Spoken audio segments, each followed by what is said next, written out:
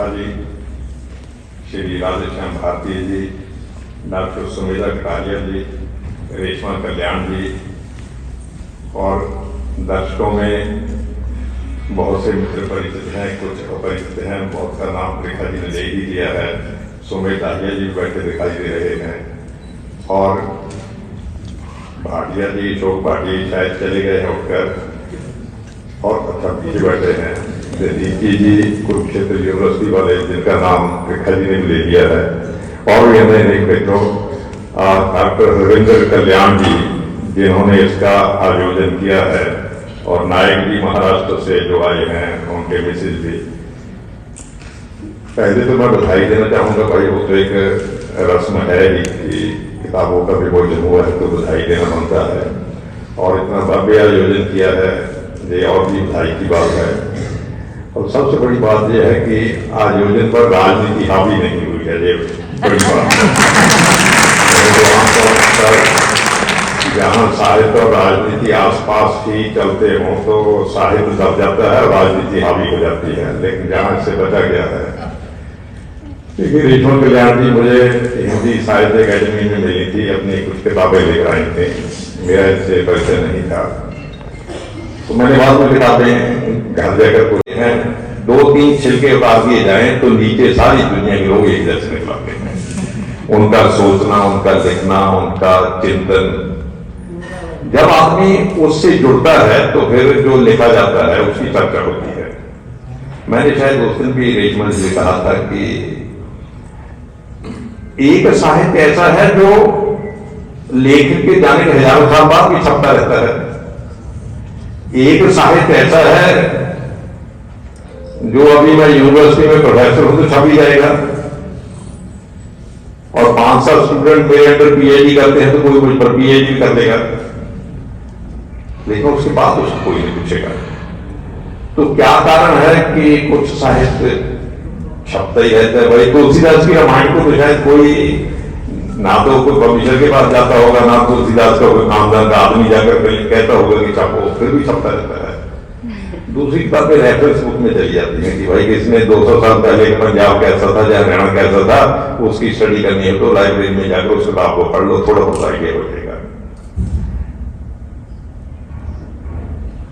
मुझे लगता है कि जो साहित्य, जैसे मैंने कहा भाई प्याज के छिलके हैं, जो ऊपर के 3-4 छिलकों के दुख को लेकर लिखा गया साहित्य है, वो साहित्य सामयिक होगा, कंटेम्परेरी होगा, रेफरेंस बुक में, रेफरेंस सेक्शन में जाएगा।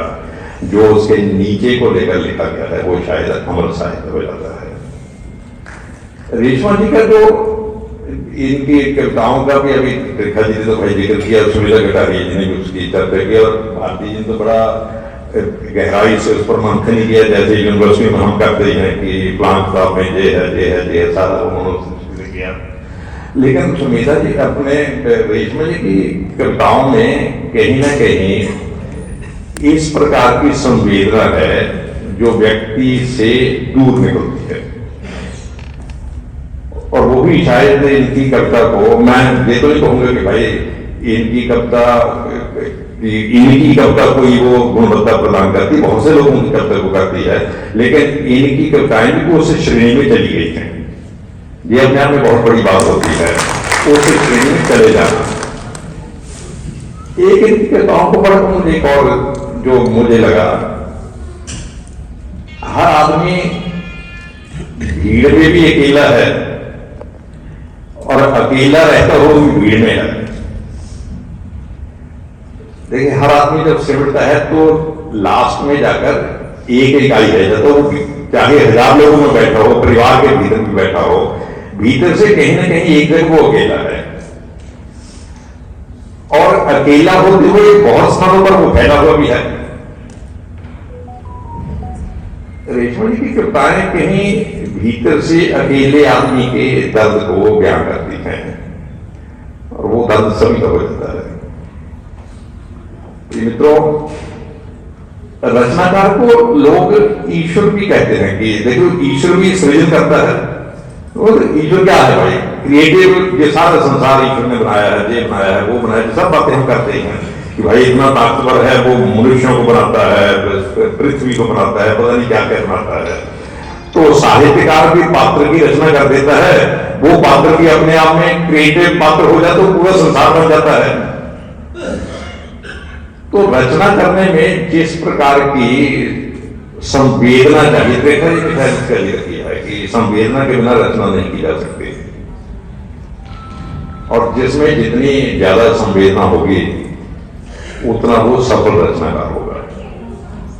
संवेदना तो शायद मैं ये तो नहीं मानता भाई कि किसी में संवेदना बिल्कुल नहीं होती, थोड़ी बहुत तो संवेदना होती होगी। अभी शायद इन्होंने, रेशमा जी ने वो कुत्ते की कोई कविता कहानी कुछ ऐसा बताया कि जब मैं कॉलेज में पढ़ाता था तो मैं नंगल में था, ऊना में कोई एसडीएम थे, डीसी थे, मेरे ध्यान में नहीं। तो उसकी बेटी हमारी कुलीग थी, उसने आकर बताया कि हमारा कुत्ता मर गया और हम बड़े दुखी हैं 2 दिन से। तो हमने तो व्यंग से पूरी कहानी लिख दी कि डीसी का कुत्ता मर गया और लोग अफसोस करने जा रहे हैं। और बाद में जब मेरी शादी हो गई तो श्रीमती जी को कुत्ते रखने की आदत थी, तो एक नहीं जाए 5-7 कुत्ते रख लिए। तो उनमें से एक कुत्ता मर गया, तो 3-4 दिन हमारे घर में एक दिन तो रोटी नहीं खाई किसी ने। और उसके बाद हमारे श्रीमती जी जब वो मर भी गया, साल बाद जब श्राद्ध आए तो उसका श्राद्ध करना है नहीं। तब मुझे लगा कि जब तक मेरी संवेदना उस स्तर पर नहीं थी, तब मुझे लगता था कि डीसी का कुत्ता मर गया तो सारा, देखिए साहब जहां बच्चे मर रहे हैं और डीसी का कुत्ता मर रहा है तो लोग, और जब कुत्ता हमारे घर का सदस्य बन रहा, फिर मुझे लगा कि वो कुत्ता है या बिल्ली है या चिड़िया है, वो घर का सदस्य बन जाती तो संवेदना का वो स्तर टूट जाता है। रेशमा जी की कविताओं में कुछ एक बात और भाई बाद में भूल न जाए, लेकिन निबंध और भाषण में तो फर्क होता है। रेशमा जी ने इतना लंबा वक्तव्य दे दिया, उसमें कथा का रस आता है। कथा कहना भी अपने आप में बहुत बड़ी, मैं किसी बात को इस प्रकार कहूं कि लोगों की रुचि खत्म हो जाए और लोग भाई अग्निहोत्री बंद करें तो जल्दी जाएं।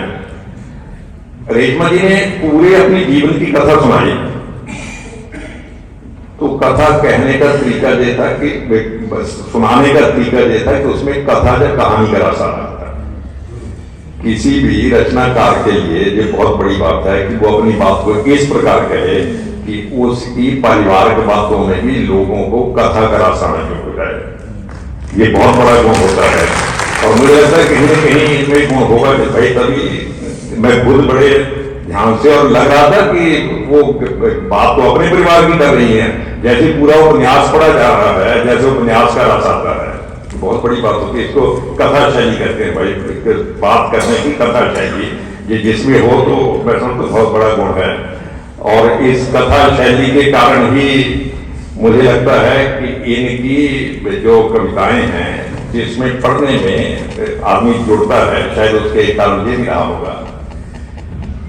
नारी को लेकर कविताओं में बहुत ज्यादा मामला नारी को लेकर ही है। ये दुनिया भर में भाई जब से संसार चला हुआ है, ये समस्या चलती रहती है। और आजकल तो यूनिवर्सिटी में शायद विमेन स्टडी डिपार्टमेंट भी खुल गए हैं, तो उसमें बड़ी माथापच्ची करते रहते हैं कि नारी की स्थिति क्या है क्या है, और करते वही है जो नारी नहीं होते। उसमें भी हेड ऑफ द डिपार्टमेंट ज्यादा पुरुष ही होते हैं, वही माथापच्ची करते हैं कि नारी के मन में क्या चलता है।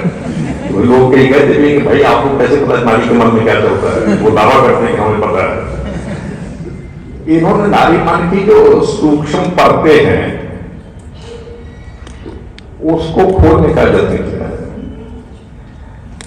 अब बहुत से लोग कहते हैं कि हिंदुस्तान में नारी की जो स्थिति है, ऐसा कहते ही रहते हैं। हम तो पढ़ाते भी रहते हैं कि हिंदुस्तान मध्यकाल में नारियों के साथ ऐसा हुआ, फलाना हुआ, फलाना हुआ।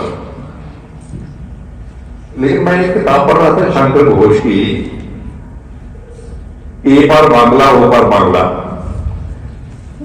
तो शंकर घोष की भतीजी जब भांजी अमेरिका में पढ़ते थे, वो उसको मिलने गए होंगे तो आकर उसने पूरी किताब ही लिखी संस्मरण करो। उसमें एक बात उसने लिखी को बड़ी जबरदस्त थी।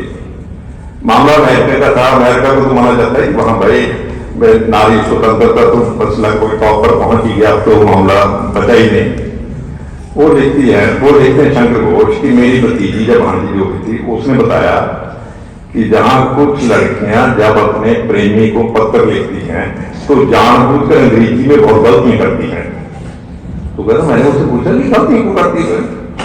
कहते यदि वो ठीक लिखेंगी तो उसका प्रेमी जो है वो आहत होगा कि ये तो मुझसे ज्यादा इंटेलिजेंट है, तो वो गलतियां करती, ग्रामर की गलतियां करती है। फिर उसका जो प्रेमी मित्र है वो समझाता है कि तुम्हें लिखना नहीं आता, ग्रामर की ये गलती है। फिर वो स्वीकार करती है कि मुझे नहीं आता। फिर उसका ईगो सेटिस्फाई होती है कि जो मुझसे नीचे वो बहुत ज्यादा आता नहीं, तो मैं इसको समझा रहा हूँ। ये शंकरघोष ने अमेरिका की बात कही, जहां के बारे में कहा जाता है कि नारी का मामला विमेन स्टडी की जरूरत ही नहीं है, मतलब वहां तो सब है ही। जिस महाराष्ट्र से रेशमा जी आती हैं, ये सामाजिक आंदोलन ज्यादातर महाराष्ट्र से ही चले। देखिए बाबा साहब अम्बेडकर ने आंदोलन वहां से शुरू किया, बालकृष्ण मुंजे ने आंदोलन वहां से शुरू किया, और ये क्या नाम अपने सावित्रीबाई फूले, तो इन्होंने लंबी लिस्ट बताई कि कौन थे। सावित्रीबाई फूले का बड़ा नाम उसमें आता है। महाराष्ट्र इस मामले में अग्रणी रहा है, तो उसका असर जरूर वहां के लोगों पर होते, खास करके जो रुचि रखते हैं। एक बात मैं, और अभी रेशमा जी ने कहा था कि यूनिवर्सिटी की डिग्रियां मेरे पास नहीं है, तो मैंने अभ्यास से देखिए ये बीमारी हमारे हिंदुस्तान में कि जिसके पास यूनिवर्सिटी की डिग्री है वही विद्वान है, जिसके पास नहीं डिग्री वो विद्वान नहीं है। ये बीमारी हमारे हिंदुस्तान में अंग्रेजों के आने के बाद आई। उनको सारे हिंदुस्तान को ये बताना था कि आपको कुछ आता जाता नहीं, तो भाई किसको आता जाता है? जो हमारे स्थापित किए हुए स्कूल से डिग्री लेकर आएगा। और हम सभी उसका शिकार हो गए कि सचमुच वही विद्वान है। तो रेशमा जी ने भाई खुद ही बताया कि मेरे पास डिग्रियां नहीं है, लेकिन जितना मल्टी डायमेंशनल मैं समझता हूँ इनकी प्रतिभा, थिएटर में भी, त्रिखा जी ने अभी जिक्र किया भाई, थिएटर में भी, संगीत में भी और पेंटिंग में भी, सभी में है। वो विलक्षण होता है, थोड़ा सभी में नहीं हो सकता। आदमी अपने आप को एक्सप्रेस करना चाहता है। देखिए हर आदमी, कोई दुनिया में ऐसा व्यक्ति है ही नहीं जिसके अंदर कुछ नहीं है और वो एक्सप्रेस ना करना चाहता हो। वो गाकर एक्सप्रेस करना चाहता हो, वो पेंटिंग से एक्सप्रेस करना चाहता हो, वो लिखकर एक्सप्रेस करना चाहता हो। हर एक के भीतर कुछ ना कुछ कहने के लिए है। इसलिए करते नहीं होता, जैसे हृदय का संवेदनशील हृदय जो लिखता है वो, जिसको कहना चाहिए सोच विचार कर नहीं लिखा जाता, जो सोच कर लिखा जाता है उसमें मिलावट हो जाती है। जो हृदय से लिखा जाता है उसमें मिलावट नहीं होती। इसलिए बहुत से लोग कहते हैं जो पद्य है, जो कविता है, वो शुद्ध होती है क्योंकि हृदय से निकलती है। जो गद्य है वो थोड़ा गड़बड़ करता है कि वो सोच कर लिखा जाता है। जब सोच कर लिखते हैं तो सोचते हैं कि भाई इस बात को लिख दिया जाए, इतना लिख दिया जाए कि थोड़ा बुरा लगेगा, इससे बचना चाहिए। लेकिन कुछ लोग हिम्मत वाले होते हैं, लिख भी देते हैं। महात्मा गांधी ने तो अपने बारे में जो था गद्य में सब लिख ही दिया। इसलिए इसके लिए साहस चाहिए कि सब कुछ लिखना है, इसके लिए साहस चाहिए, और हृदय से लिखना है उसलिए संवेदना चाहिए। मुझे लगता है रेशमा जी में दोनों ही चीजें हैं, साहस भी है और संवेदना भी है। इन्होंने जीवन में जितना लंबा सहा है और जिस प्रकार के संघर्षों से गुजरी है, देखिए दो प्रकार के संघर्ष होते हैं। एक संघर्ष होते हैं भाव के संघर्ष, कि आपको जीवन में अभाव नहीं किसी चीज का, भौतिक चीजों का भाव तो है लेकिन उसमें भी संघर्ष। एक होता अभाव का संघर्ष। अभाव का संघर्ष थोड़ा खतरनाक होता है। अभाव के संघर्ष में फिर एक्सप्रेशन के वो सब चीजें गौण हो जाती है। लेकिन भाव का संघर्ष भी कितना खतरनाक हो सकता है। अभी इन्होंने बताया कि बेटी मेरी 5 महीने की, जब 7 महीने की थी तो इस प्रकार की बीमारी से ग्रस्त हो गई थी। ऐसे मामलों में 99% लोग हथियार डालते हैं। खासकर जब ये पता चले कि बीमारी ऐसी है तो फिर तो आदमी सोचते कि मैं क्या कर सकता हूं। लेकिन जिसकी आत्मशक्ति बड़ी होती है, आत्मशक्ति कोई चेतना नहीं कहते भाई, जितनी बड़ी चेतना होगी उतनी बड़ी लड़ाई आदमी लड़ सकता है। ये जो मरबे से मोक्ष तक की यात्रा है, ये मोक्ष की यात्रा चेतना से ही होती है। और हमारे जहां तो कहा गया धर्म अर्थ काम मोक्ष, कि ध्यान में मोक्ष ही रहना चाहिए। लेकिन चेतना विस्तृत होती जाएगी तो मोक्ष की यात्रा की ओर आदमी चलता है। जब इनको पता चला होगा कि बेटी इतनी इस प्रकार की बीमार है उन्होंने कहा भी कल्याण जी को, रविंद्र जी को भी कष्ट तो हुए, होता ही है भाई, लेकिन मां का कष्ट थोड़ा ज्यादा होता है इस मामले में। वो आत्म शक्ति होती जिसके कारण फिर इन्होंने लड़ाई लड़ी, खास करके तब जब निष्कर्ष ये हो, फाइंडिंग्स ये हो कि इससे बचने की संभावना नहीं है।